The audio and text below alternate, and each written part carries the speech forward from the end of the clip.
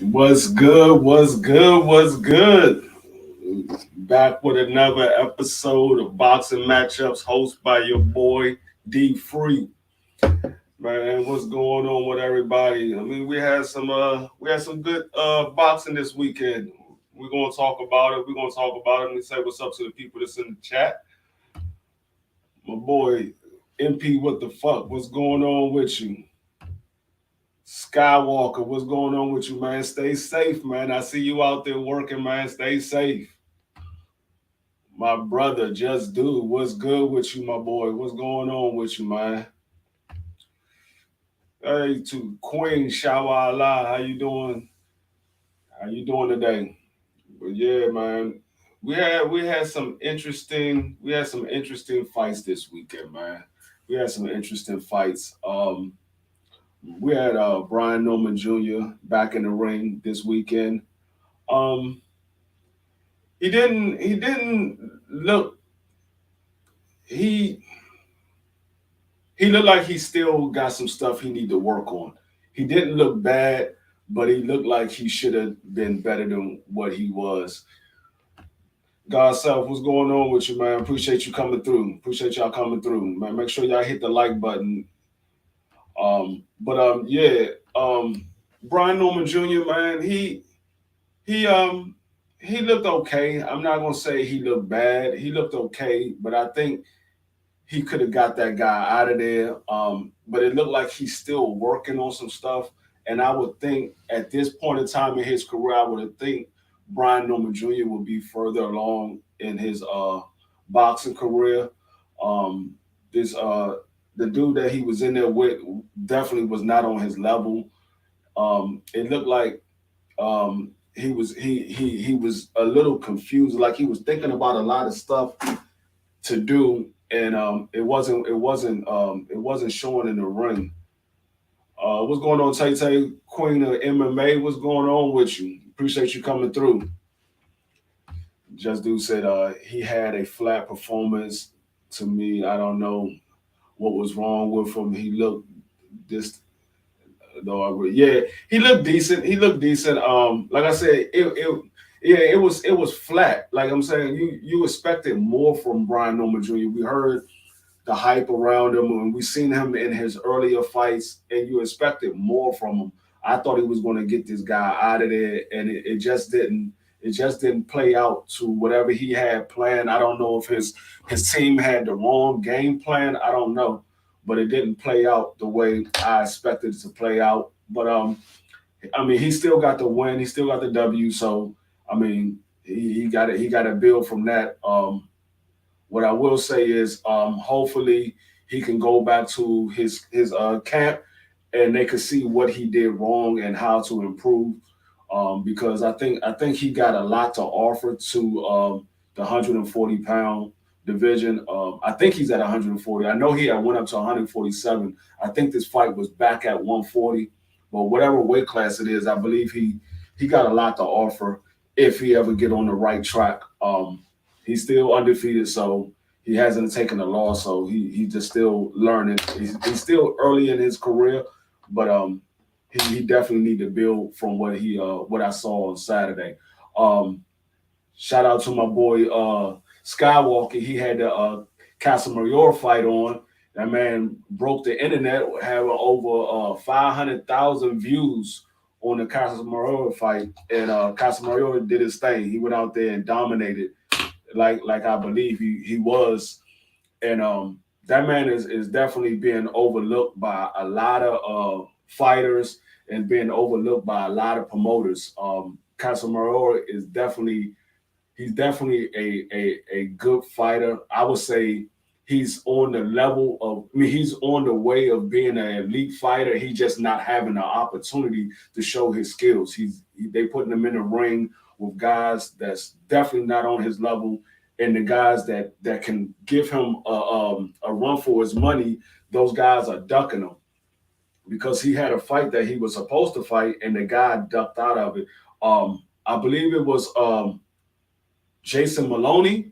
Yeah, I believe it was Jason Maloney Jason Maloney was supposed to fight Nonito. Jason Maloney was supposed to fight Nonito, and he ducked out of that fight and went a different route. What's going on, Josh Sanders? Appreciate you coming through, my boy. Appreciate you coming through. But yeah, Casamaro, he definitely has a lot to offer at his weight division. That man definitely got skills. Um, and then we also had the whatever fight that we have that I kept a close eye on. Um, oh, Kenneth Sims. Kenneth Sims, although at the end of the fight, if you didn't catch the fight from the beginning and you just happened to turn the TV on and saw that Kenneth Sims had his hand raised, you would have been like, how he won the fight. The other guy didn't look like he was even in the fight. That fight was definitely the fight of the night.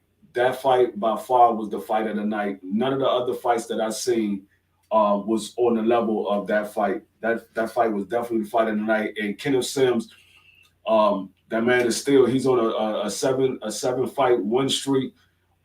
His man is knocking out. I mean, he's beating up and knocking out everybody he's been in the ring with in his last 7 fights. I mean, I ain't gonna say knockout. He's because he don't have that knockout power, but he's beaten up a lot of those guys that he's been in the ring with. And the guy that he was in the ring with was just in the fight with Alberto Puyo for the Super WBA title, his last fight, and he clearly um, gave that man something to worry about because you would have thought that Kenneth Sims would be the one worrying about the power, but Kenneth Sims was digging to his body, and he was hurting that man to the body. What's going on, OG Boost Gas? Appreciate you coming through. Kenneth Sims was definitely digging to his body, and he was hurt. He hurt that man a couple of times. He hurt him to the body, and he hurt him to the chin a couple of times.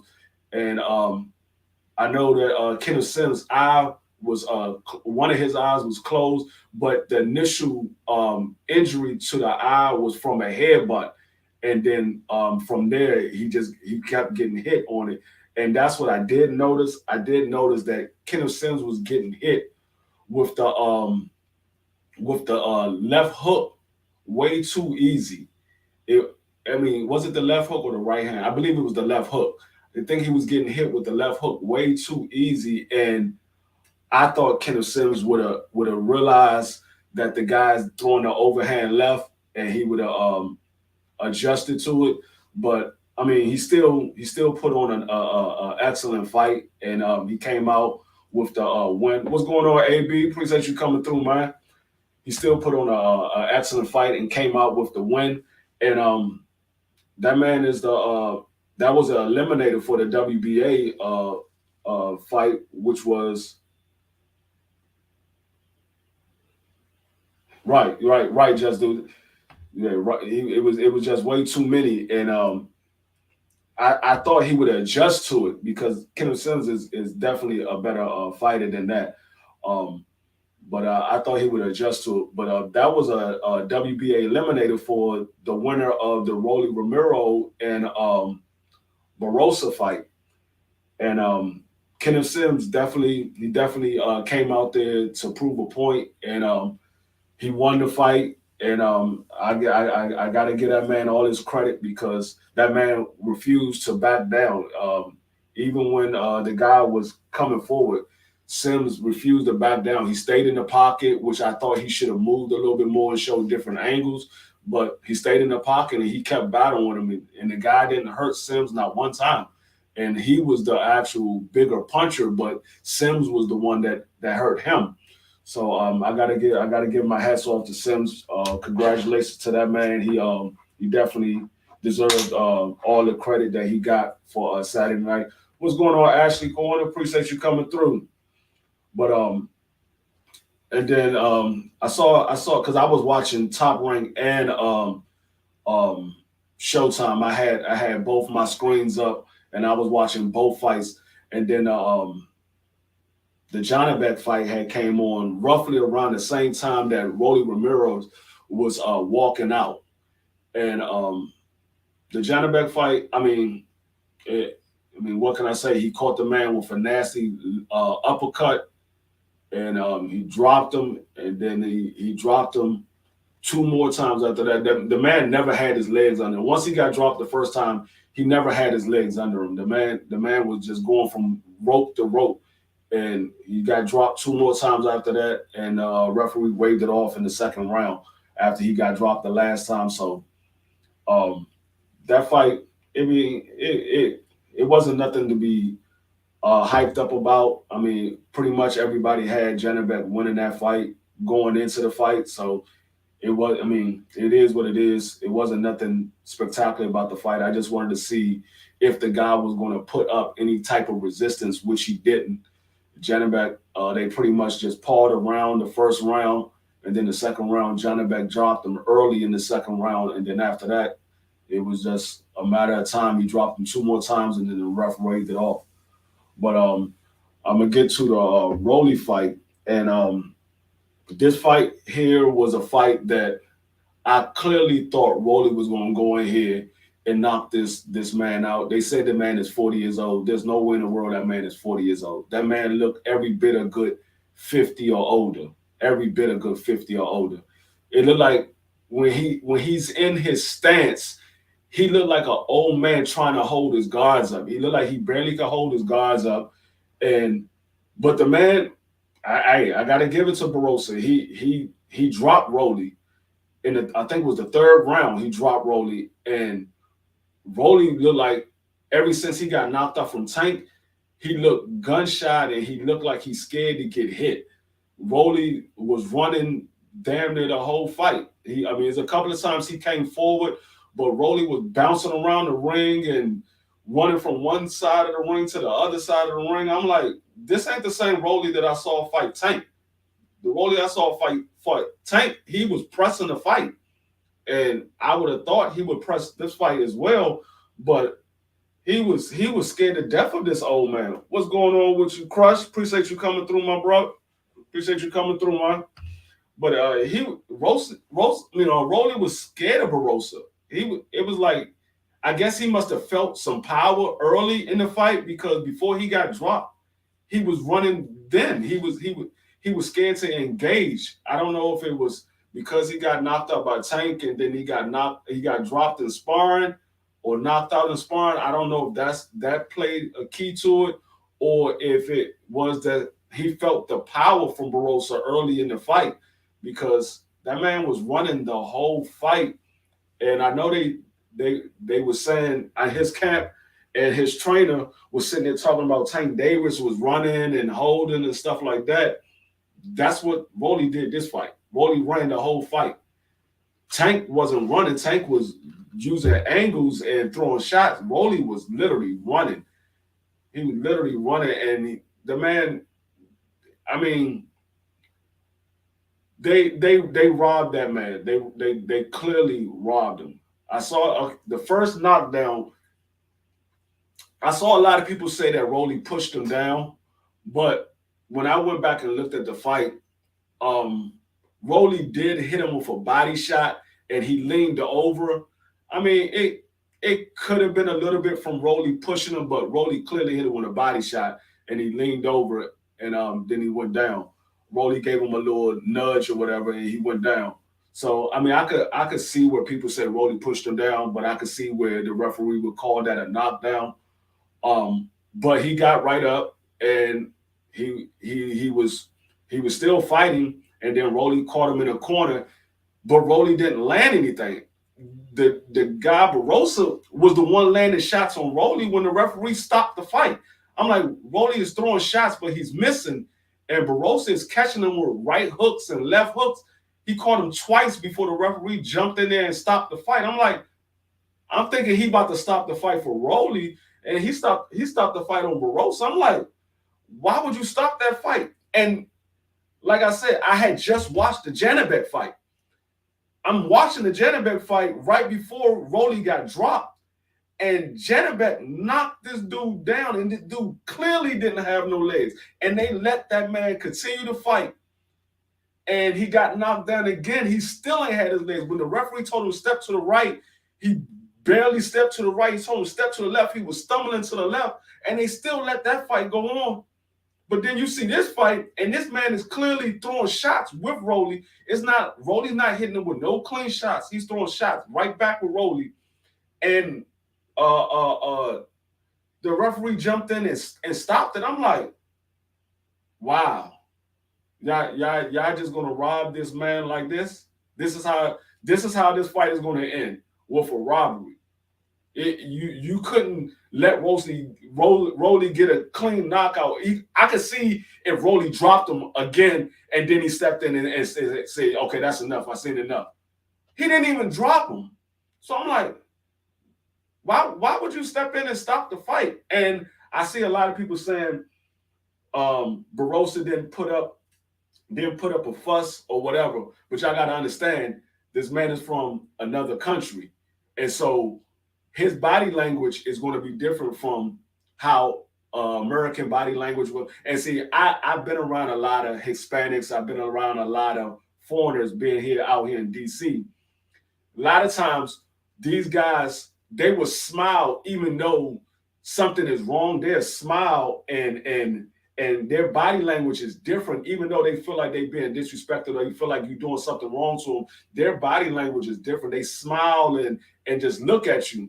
But when it's one of us or another American, when we get disrespected and get mad, we show our expressions. They don't show their expressions like that because that's how their mentality is. They smile and stuff like that. So I understand, but I clearly saw, as soon as the referees jumped in and stopped it, I saw his corner jump up on the ropes and was like, what are you doing? What are you doing?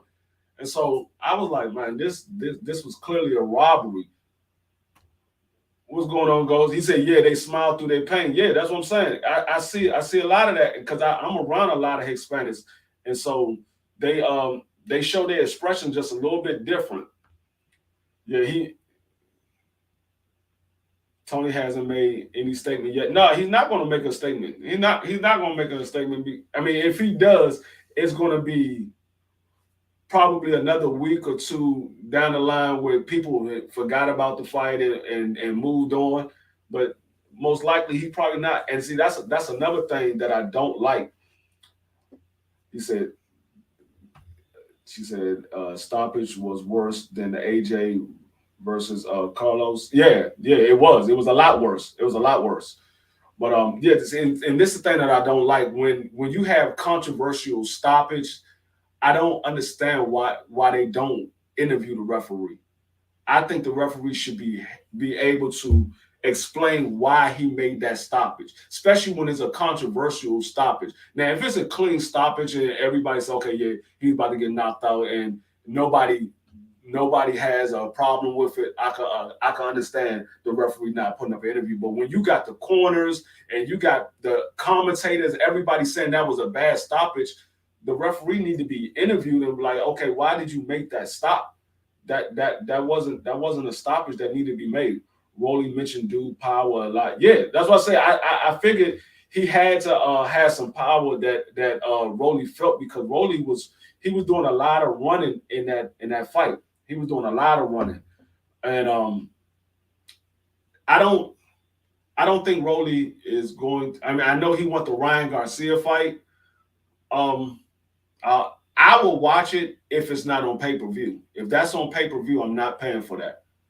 I believe, from what I've seen, I believe Ryan will beat Rolly. And I originally had Rolly beating Ryan. But from what I just seen Saturday, I believe Ryan will probably stop Rolly. He probably knock him out. He probably stop Rolly, because Rolly looks like he's scared of getting hit. What's going on, Johnny Q? Appreciate you coming through. Yeah, Tank definitely would have slept him. Tank would have slept him probably like the second or third round. He'd have definitely slept that old dude like second or third round. But yeah, I see Ryan probably stopping Rolly probably within the first six rounds of that fight, because Rolly looked like he's scared to engage. He's scared to get hit, and he looking like he got some things that he's worried about, because he's been dropped now 3 times in his last 3 fights. He was knocked out by Tank. He was knocked out in sparring, and then he was dropped again in his daggone fight with this old dude. So he the last couple of fights, Rolly's been dropped. Right, kind of like the NBA and the replays, a short 30-second meeting before stopping the fight. I mean, it don't even have to be a 30-second meeting. If you do a bad stoppage, I think the referee just need to be interviewed. I just think they need to be able to answer the question that everybody is having: why you stopped the fight? If especially if it's a bad stoppage. Now, if it's like I said, if it's a legit stoppage, I don't care about the referee being interviewed. But if it's a bad stoppage and people, you got the commentators, you got corners jumping up on the ropes, and you got people in the crowd booing and like, why you stopped the fight? He need to be interviewing and give an explanation why he stopped that fight. He said Rolly should also thank Vada for messing up the Pulo fight. He was about to get smoked. Hey, I think now after I saw, at first I thought Rolly was going to win that, but after I saw that fight with Barossa, I don't know. Pulio might would have beat Rolly. He might would have beat Rolly because Pulio is definitely a better fighter. Now we all know that by we all know what Rolly means by he gets special privileges. Yeah, we know what he means by he gets special privileges. He's special. But but I want to talk about Antoine real quick because Antoine was initially supposed to have that fight before Rolly with Puyo, and Antoine had pulled out of that fight, and he Antoine was supposed to fight on the undercard, and I remember them saying that he had a fight coming up, and he was supposed to fight on the undercard, but then I got word from my boy Coach Joe because I didn't even know about it. Coach Joe sent me a post saying that Antoine was suspended by the New York State Athletic Commissioners, and I still haven't heard anything why he was suspended. Um, so I don't know if it's because I heard that he had pulled out of this fight that was supposed to be on the undercard. I heard he had pulled out of that fight. So I'm not sure if it's because he pulled out of that fight, they went ahead and suspended him. Because I don't know of Antoine doing anything illegal for him to be pulled out, to be suspended by the New York Athletic. Antoine is they keep themselves clean. They don't smoke. Um, I've never seen Antoine drink. Not saying that he don't drink, but I've never seen him drink. I know they don't smoke, so I haven't heard of him about taking about no PEDs and none of that stuff. I haven't heard anything, so I don't know why he was suspended. If I hear anything, I would definitely let y'all know, but I haven't heard anything about him. The reason why he got suspended, um, and I know that he doesn't. He has his older brother as his trainer, but Mr. Gary Russell is also trying to come back too. So I mean, it's like they looking for a trainer, but they're not looking for a trainer because they got Mr. Gary Russell as their trainer. So that whole situation is kind of messed up, being though that Big Unc had passed away because he was the trainer to all of them. So I think they still searching for uh, some kind of some kind of answers to what they're going to do as far as their boxing career because that's a big void that hasn't been filled when their father passed away. So I don't know exactly what they're doing. Like I said, if I hear anything, I would definitely let y'all know. Um, but he said if Barossa get any lawyer involved after everybody. I don't know. I mean, he very well could be.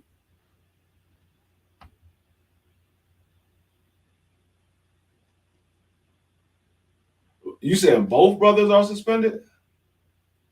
I didn't hear about. I heard about. I gotta go check that out. I know that. Antoine was suspended. Unless you're talking about Antonio, Mr. Gurry, he was out because of his shoulder injury. He was rehabbing his shoulder, and then he was trying to work his way back. Unless you're talking about. I don't know who Gurry is trying to fight at 130. I don't know who he's trying to fight. I haven't heard who he's trying to fight. I know he was talking about moving up. What's going on, Mike Bears? Appreciate you coming through. I know he was talking about moving up. Oh, she said, yeah, check box rep. Okay. I mean, it could be the inactivity. And if you're talking about Mr. Gurry, it could be the inactivity or the fact that he had shoulder surgery, and so they suspended him due to his shoulder surgery. I don't know. But I really don't know what's going on with them. Like I said, what's going on, Mr. Dr. Mark? Appreciate you coming through, my brother. Appreciate you coming through. But yeah, I don't know what's going on with them. I'm gonna try to reach out to them and see if I can find out exactly what's going on. I was gonna go past the gym today, but I had some stuff I had to take care of. I was gonna see if I can run into them. Do I know why Gary Allen never turned pro? No, I really don't. I think he just wanted to be he wanted to train. I don't know why he never turned pro, because all of them fought. Every last one of the Garys. Because I think it was originally 6 Garys. It was Gary Jones, who was my first cousin. Then it was Gary Allen. It was Mr. Gary. It was Mr. Gary Allen, Gary Antonio, Gary Antoine, and it was another one that passed away. I can't remember what his middle name was, but I think it was originally 6 of them, and all of them used to fight. All of them was in boxing.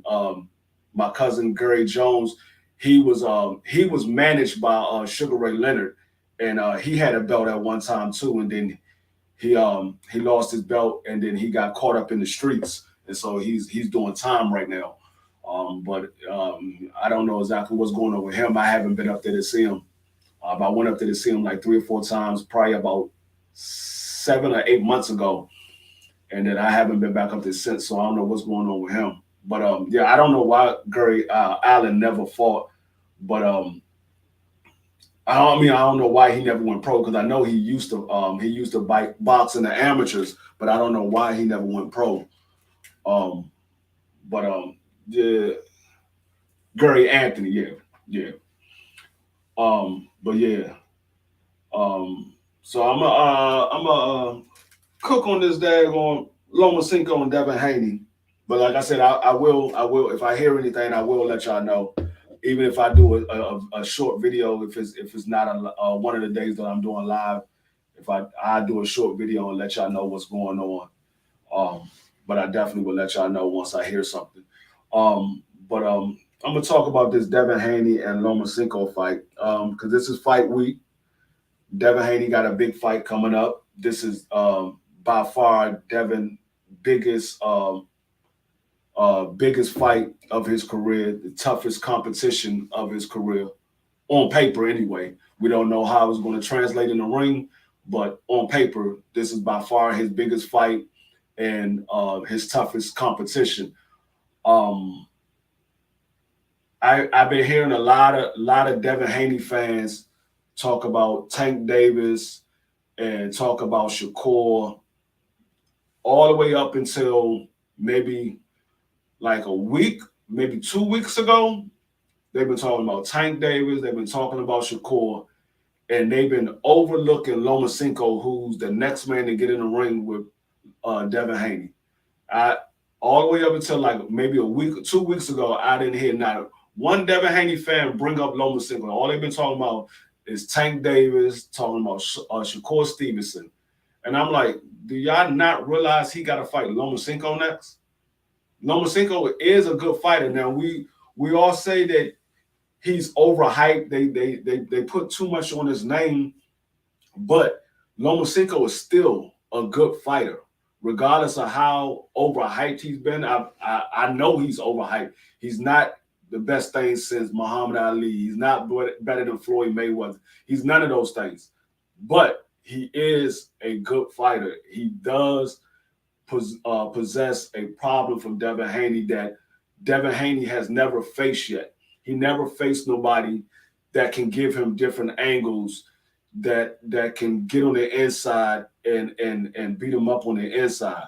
She said, Crush said Loma ain't shit. I mean, like I said, I understand Crush where you coming from, because a lot of people been overhyping him. But if you go back and look at Lomachenko is a good fighter. I'm not gonna say he's what Bob Arum tried to say he is. He's not that. But he's better than Kambosa. He's better than Tio, even though Tio beat him. I still think Lomachenko is better than Tio. I mean, everybody have a bad night. Tio had a bad night when he fought Kambosa, and I think Tio was better than Kambosa, but he had a bad night. But Lomachenko is still one of the top guys at 135. Now, he's not the top guy, but he's one of the top. He's in the top 5. I will say is Devin Haney, Tank Davis, Shakur Stevenson, Frank Martin, Lomachenko. And not in that order, but that's how I look at it. You could put it whatever order you want to put it, but that's how I look at it at the top of 135. So he's still one of the top guys at 135 pounds. What's going on, 88? Appreciate you coming through. What's going on, Trap Media? Appreciate you coming through. I mean, he very well could. He very well could. But the whole thing is, I just see a lot of Devin Haney fans overlook Lomachenko, and make no mistake about it, Lomachenko is a good fighter, and Bob Arum wants Lomachenko to be undisputed. I mean, undisputed. That's undisputed. Undisputed. So I want this to be a fair fight, whether Loma wins or whether Devin wins. I don't care who wins. I want it to be a fair fight. I don't want to be sitting here talking about Sunday night or Sunday morning, Saturday night, talking about Devin Haney got robbed or that was a bad stoppage or whatever have you. However it go down. I don't want no excuses. I want it to be a fight that we could say, okay, that was a good ass fight and the best man won. I don't want no excuses. I want a hell of a fight, and I want to see what Devin Haney does with somebody of a better competition than what he has faced, because all those guys he faced in the past, Lomachenko beat him. He already beat Linares. I think he'll beat Jojo Diaz. I think he'll beat Kambosa. So I mean, I don't see nobody that Devin Haney fought in the past that Lomachenko can't beat. So this is by far his toughest competition. But like I said, a lot of the Devin Haney fans overlooked Lomachenko and just went straight to Tank Davis and Shakur Stevenson. And we don't even know if Devin Haney's going to stay at 135, because he said we're going to see how my body feels and what I look like on Friday. So I know he had told everybody he was staying at 135 till the end of the year, but he also came back and said he got to see what his body feels like and how he's looking on Friday. So it's not a guarantee that he's going to stay at 135, because me personally, I don't think he's going to stay at 135. And if he do stay at 135, I don't think he's going to fight Tank Davis next. I don't think he's going to fight Shakur Stevenson next. I just don't think he's going to fight neither one of those guys next. Now y'all can say what was the reason why he didn't fight him. I mean, we don't know. We don't know why. I just don't believe he's going to fight neither one of those guys next. Now, Mauricio Suleiman said Monday he will be calling Shakur Stevenson as the mandatory. And so, what's going on, Quick? Appreciate you coming through. What's going on, Cena? Miss Sky Do Boxer? I mean, Sky, I said Sky Do. God dang. Miss Skywalker Boxing, appreciate you coming through. But so he definitely he said he's going to call Shakur Stevenson as the mandatory on Monday. So I mean, even though he called Shakur Stevenson as the mandatory, Devin Haney still has a time frame because I believe Devin Haney, he can't even get in the ring after this fight. He can't even get in the ring for at least 3 months anyway. So he will have 3 months before they have to. He will have 3 months before they actually have to make the fight. I think it's either 3 months or 60 days. I think it's 60 days before he actually have to sign the fight, or they go to a purse bid, and then after the purse bid, then they will come up with a fight date or whatever. But I don't know if Mauricio is going to call it as the mandatory. What's going on, A1? Appreciate you coming through. I don't know if Mauricio is going to call him as the mandatory. I think, and see, this is why I'm thinking that it's going to be a lot of foul play. And I think that the fix might be in on Devin, which I hope is not, because I don't care who wins. I don't have no dog in this race. I just want it to be a fair fight. But Mauricio said he's going to call Shakur Stevenson as the mandatory for the WBC. Bob Arum said they refused. Well, according to Bill Haney, he said Bob Arum refused the 4-fight option for Shakur Stevenson. Why would you do all that if Devin Haney wins the fight? Why would you refuse the 4-fight option of having that on your platform, and you already know that Shakur Stevenson is being called as the WBC mandatory if Mauricio follow through with that? That it doesn't make sense. And I'm thinking they already got in play that Lomachenko is going to be the undisputed champion, and they want the Shakur Stevenson versus Lomachenko fight on Top Rank.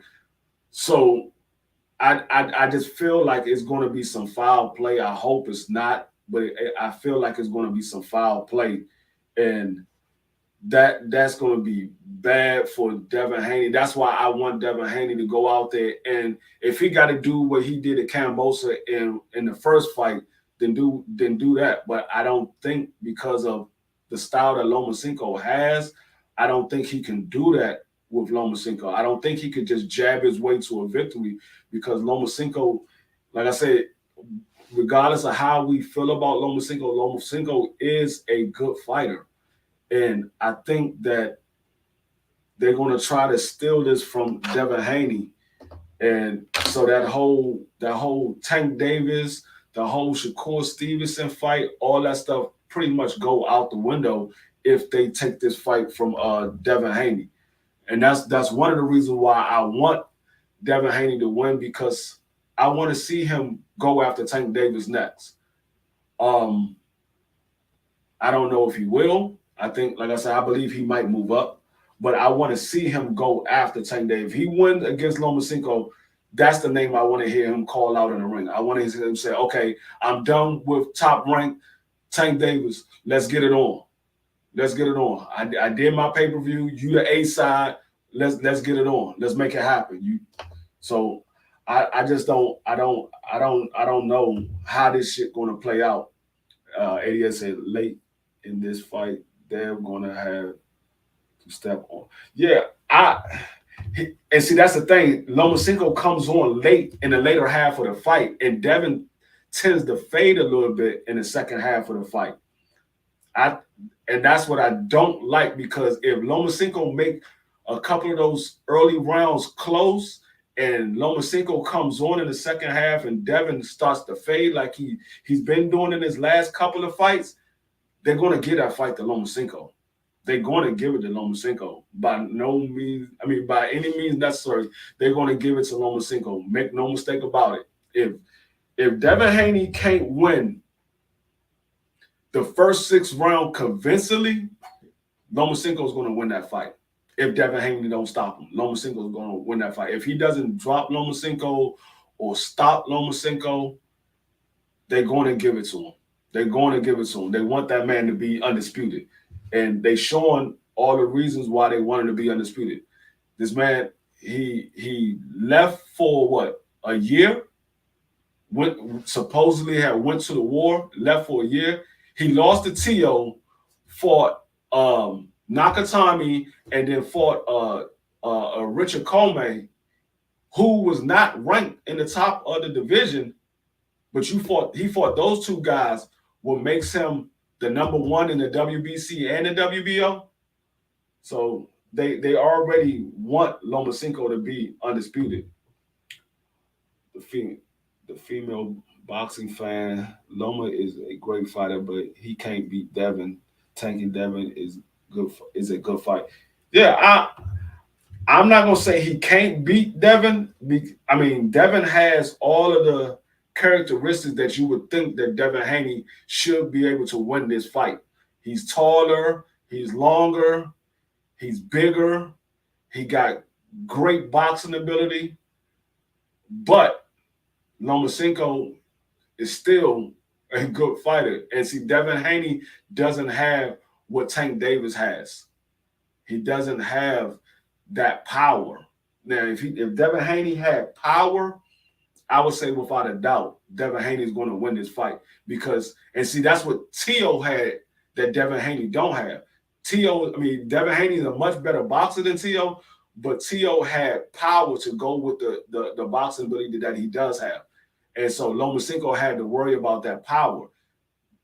I don't think Lomachenko is going to have to worry about Devin Haney's power. Now, Devin Haney, I'm not going to say he has no power because he does have knockouts. I think he got like a 50% knockout ratio. So he does have some power. I'm not going to say he doesn't have no power, but he doesn't have the power that you got to be sitting there scared about that, okay, if I get hit with this shot, I'm gonna be hurt. I'm gonna get knocked out. Because, I mean, I know a lot of people say Devin Haney, he got respectable power, but Devin Haney hasn't knocked nobody out or dropped anybody in the last, 4 years? It's been like 4 years since he's knocked anybody or even dropped them. It's been 4 years. So I understand. I mean, like I said, I'm not going to say he doesn't have any power, but he doesn't have that respectable power where you say, okay, I can't get caught with that shot because that can hurt me. I don't think he has that. And we just saw what he did with Kambosos in the second fight. They was going blow for blow. He was throwing everything at Kambosos, and Kambosos wasn't going nowhere.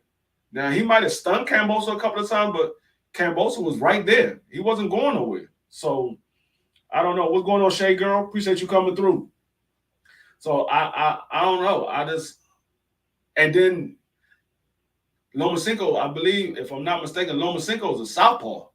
He's a southpaw. So that's another problem that Devin Haney is going to have facing a southpaw, because the last southpaw he faced was Jojo Diaz. That's not going to prepare you for no Lomachenko. Jojo Diaz is not going to prepare you for Lomachenko. And then I'm not saying Devin Haney's going to lose. I believe Devin Haney should win this fight, but I wouldn't be surprised if they rob him. I really wouldn't. That because the writing is on the wall. It's just y'all just got to pay attention to it. The writing is on the wall for Devin Haney to get robbed. We just seen a guy get robbed Saturday. It wasn't no writing on the wall for him. Everybody knew that Rolly was going to knock this old man out, and the old man was beating Rolly, beating him convincingly. It wasn't even like, oh, this was a close fight and the ref needed to save Rolly or he might lose the fight. No, Rolly was losing the fight, and they saved him. He was losing the fight. He had already got dropped, and the man had beat him the first, 5 rounds. Because I think they stopped it in the 6th. It was either the 6th or no. What round was that? That was round 9? It was like round 9 or round 10 they stopped that fight. And he had already beat Rolly convincingly in the first 6 rounds, convincingly. So, I mean, I just hope Devin is on point and Devin do what he's supposed to do. But the thing is, I know this is a pay-per-view fight and he wants the Tank Davis fight. And make no mistake about it, you got to do big numbers in order to force Tank Davis' hand, because that was something that Calvin Ford said. He was on Fanon show. Fanon did an interview with Calvin Ford. And out of everything that Calvin Ford said, that was the one thing that I heard. Calvin Ford said, you got to bring something more than just those belts. You got to be able to bring the butts in the seats, or you got to be able to bring a big money fight. You got to bring more than just those belts. Those belts are not going to just get you the fight, because Tank Davis don't want the belt. Tank Davis don't want those belts. So you got to bring more than just the belts. And so I hope everybody that's a Devin Haney fan, everybody that's a Tank Davis fan that's screaming for this fight to happen, I hope y'all buy the Loma Devin Haney fight, because the more pay-per-view that he does, the more the people speak that they want that fight next. That's how you let the fighters know what fight you want next. You go out there and support those fighters. You buy the pay-per-view. This is the first time Devin Haney and Lomachenko been on pay-per-view. Whether you're a Lomachenko fan or you're a Devin Haney fan, you're supposed to be rocking with these guys by the fight. That's how you let these guys know that these are the fights that you want to see.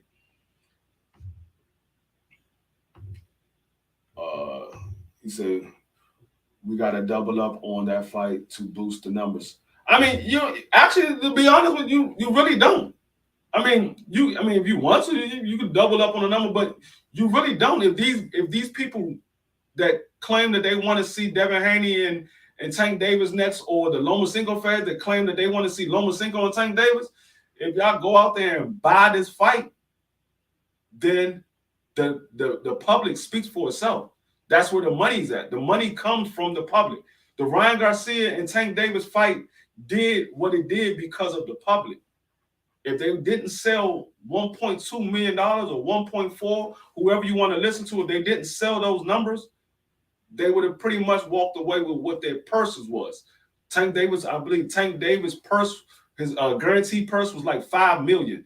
I think Ryan Garcia's was like 700,000 or something like that, or 1.2 million. I think it was between 1.2 or 700,000 was the guaranteed purse for Ryan Garcia. Tank Davis was 5 million. So if they wouldn't have did the 1.2 million pay-per-view, they probably would have walked away a little bit more than what their guaranteed purse was. So that's how you get these big fights. The fans go out there and buy the pay-per-views. Now, I'm not a fan of neither one of those guys. I like Devin Haney. I'm not a huge fan of Devin Haney. I'm not a fan of Lomachenko. I believe he's a good fighter. I'm not a fan of him, but I'm about to fight because I want to see Tank Davis versus both these guys. I want to see Tank Davis versus Devin Haney first, and I want to see Tank Davis versus Lomachenko, and I want to see Tank Davis versus Shakur Stevens, and I want to see Tank Davis versus Frank Martin. I want all of those big fights. My bad, people. My bad. But yeah, I want all of those big fights. So I'm gonna support the fight because I want those fights. I'm not gonna sit here and act like, oh, I want those fights, but I'm not gonna support it. If I do that, I'm never gonna get the fights that I want because I'm not supporting.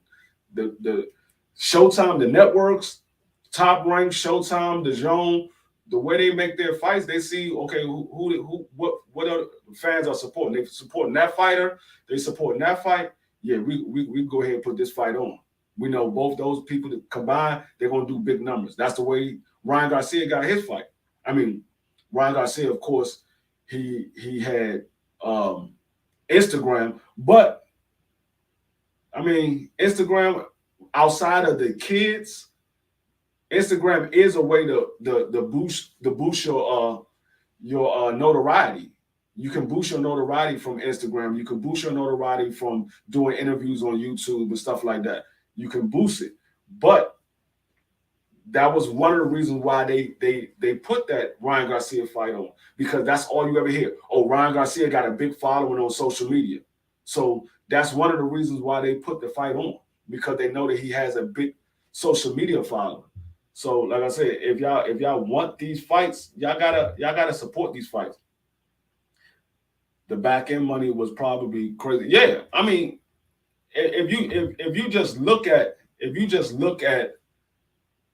they made over $120 million, over 120 million.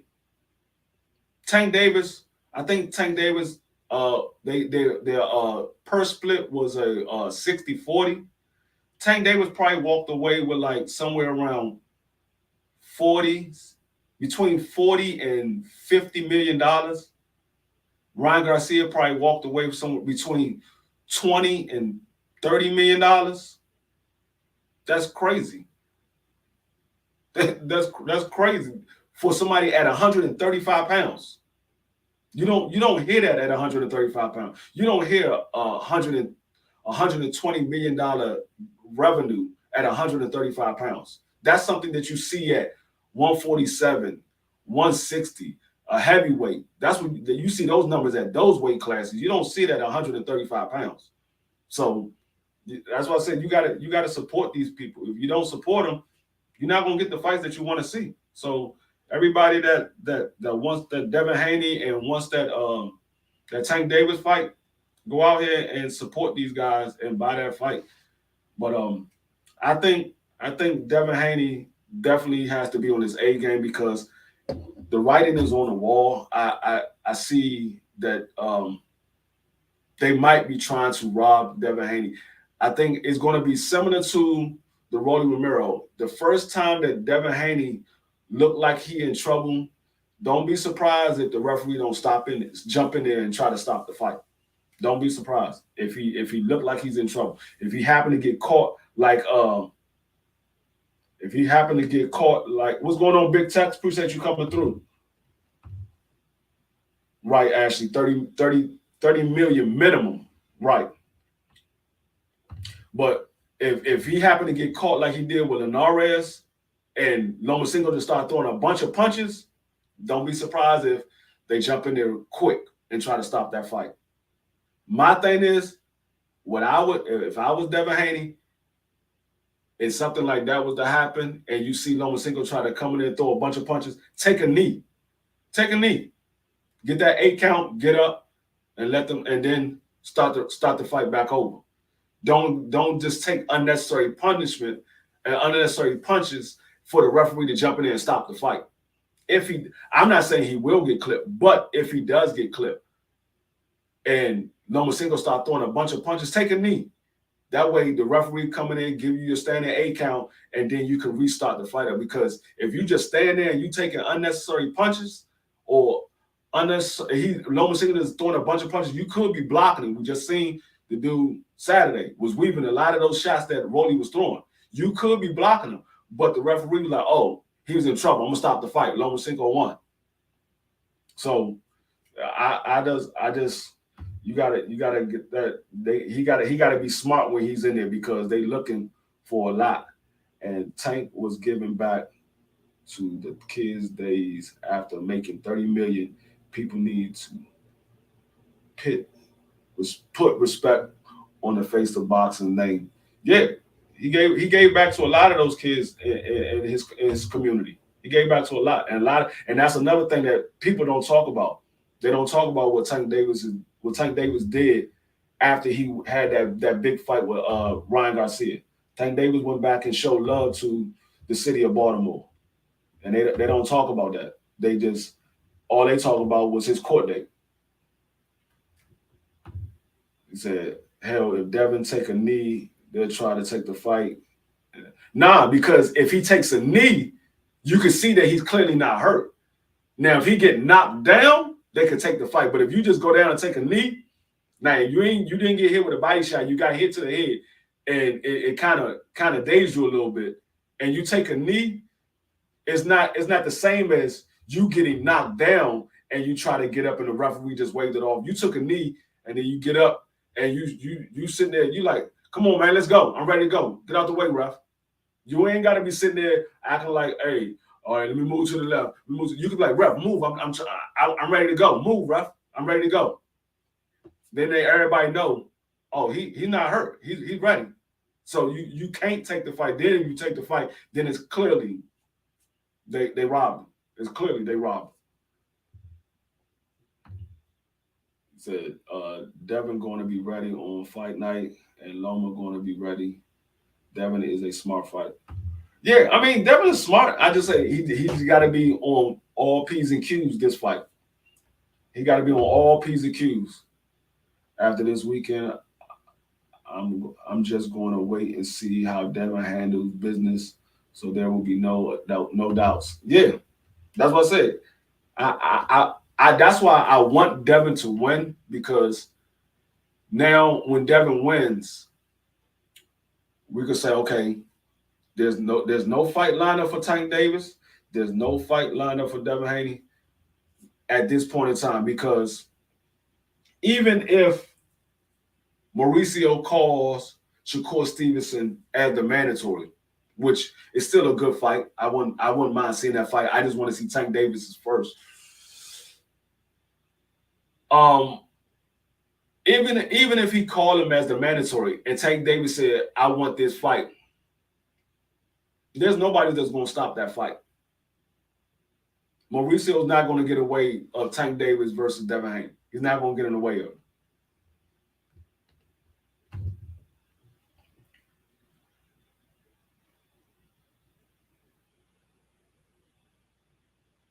Oh yeah. No. I know what you're saying. I know what you're saying, but it's just, if he takes a knee, I think it will be less of a chance of them stopping the fight because he took a knee.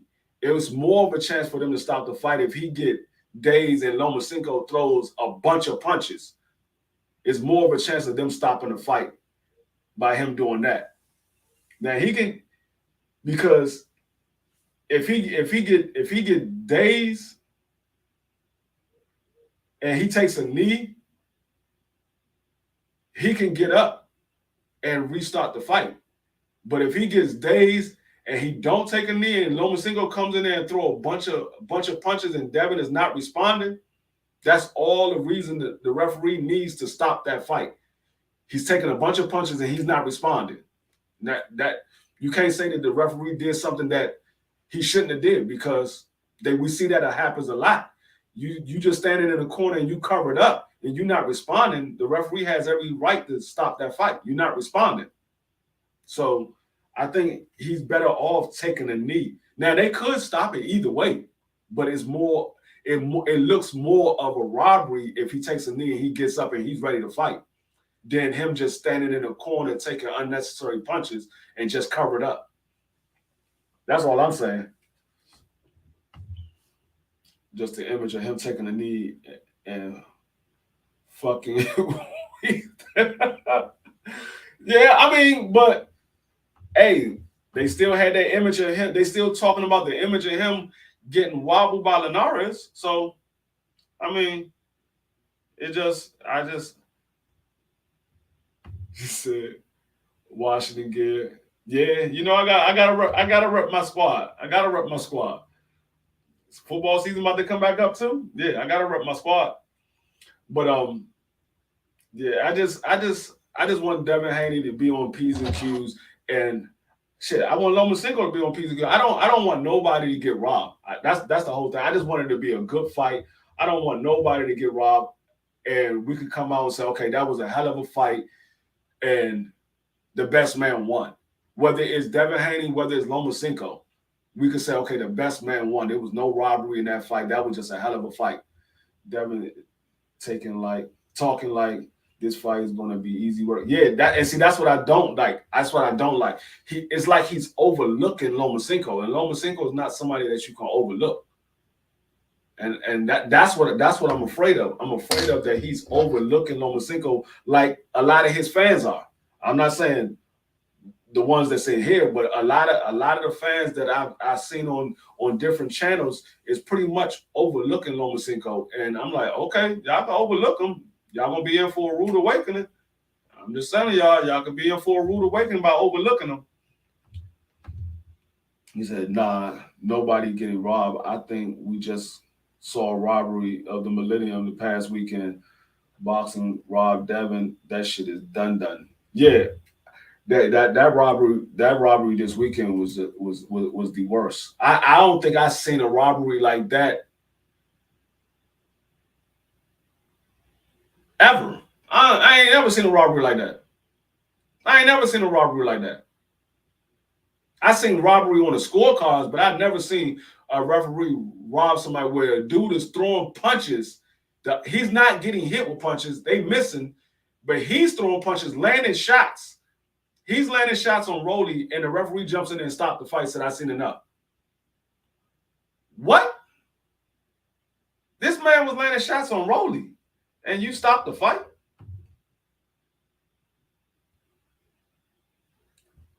Yeah, I mean, even when you talk confidence, you can talk with confidence, but saying it's easy work, you saying it's easy work, that's like saying you think Lomachenko is on the same level as Cambosa. You thinking Jojo Diaz is better than Lomachenko because Jojo Diaz wasn't easy work. Devin Haney was in there working for Jojo Diaz. That wasn't easy work. So you believe that daggone Jojo Diaz is better than Lomachenko? Nah, not to me.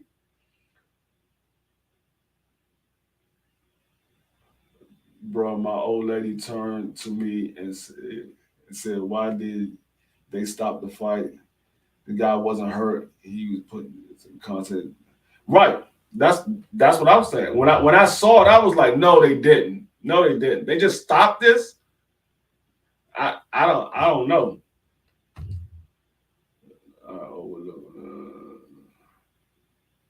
Yes. Loma, but y'all keep saying Lomachenko is past his prime. Lomachenko is younger than daggone Bud Crawford. Y'all do realize that, right? He's younger than Bud Crawford. Lomachenko is a year older than the Charlos. I think Lomachenko is 33. The Charlos is 32. Lomachenko is 33. Canelo is 32. So y'all saying he's past his prime. He's younger than Bud and he's a year older than the Charlos and Canelo. I don't think he's past his prime. I just think he had a bad loss against Tio. I didn't see a fight that made me say he's past his prime. He hasn't shown me a fight where that I say, okay, like the Canelo last fight. Now Canelo, I can say, okay, yeah, Canelo's on the decline. I haven't seen a fight from Lomachenko to say, okay, you know what? He's on the decline. He's past his prime. I haven't seen that. Now, like I said, I'm not saying Lomachenko is the world's best fighter. I don't put him on that level that Bob Burner put him on. I just think he's a good fighter. He's a good fighter. He just overhyped, but he is a good fighter. He just overhyped. He said, bro, Floyd called everyone easy work. Yeah, but Floyd is a different animal. Devin Haney is nowhere near Floyd. Nowhere near, not even close.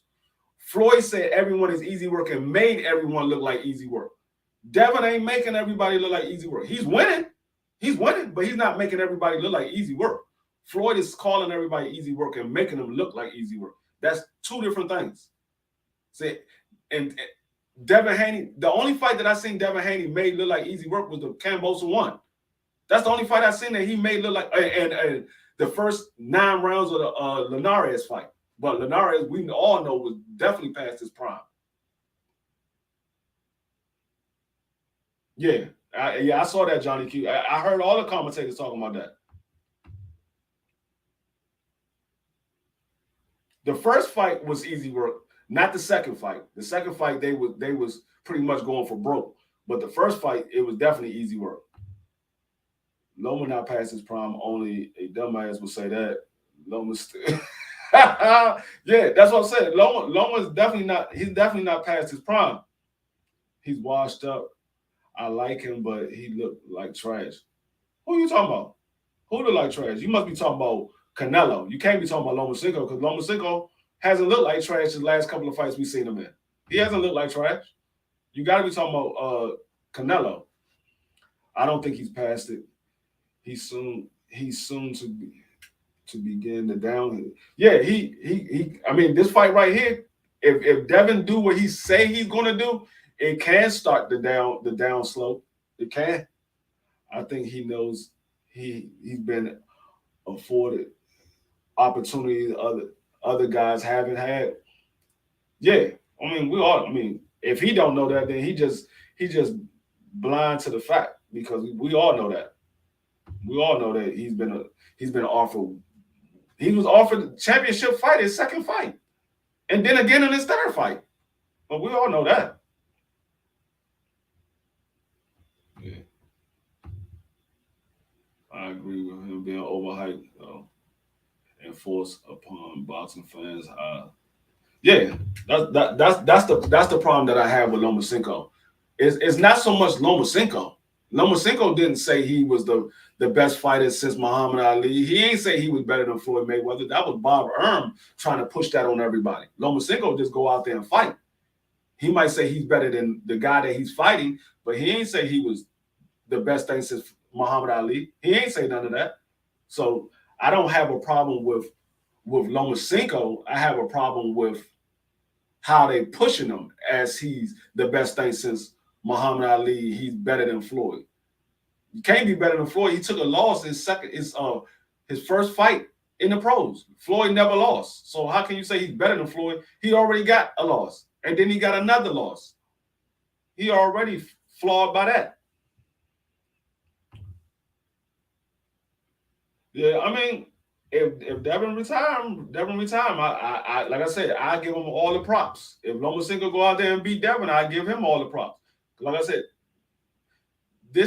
I'm not even going to say it's a 50-50 fight. This is more of a 55-45. 55 in Devin Haney favor, 45 in Lomachenko favor. And the reason I say that is because Devin has all the attributes to win this fight. He's taller, he's longer, excellent boxing skills, and he's bigger. Lomachenko, he got excellent boxing skills, but he's small.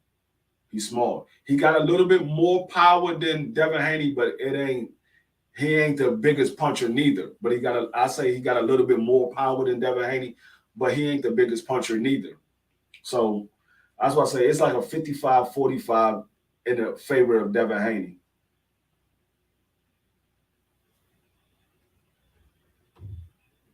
What's going on, boxing, MMA, 360, 365? Appreciate you coming through.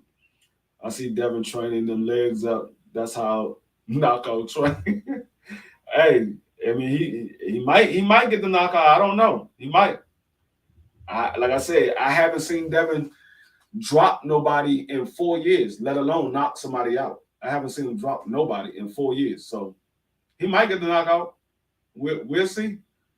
I mean, that would definitely put notice on all those people that said he's pillow fisted.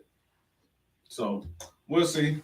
But I'm about to get ready to get up out of here. I got some things I got to take care of. I just wanted to come up here, chop it up with y'all, talk about these fights for the last weekend and talk about this Devin Haney. I appreciate everybody coming through. Y'all definitely, I definitely appreciate y'all for the love and the support. But I will be back on Thursday, and I'm gonna try to stay at this 1 o'clock, 1:30 time slot. I appreciate everybody coming through. Shout out to everybody. Shout out to the whole TWT family. But this your boy, Boxing Matchups with your boy D Free. Peace.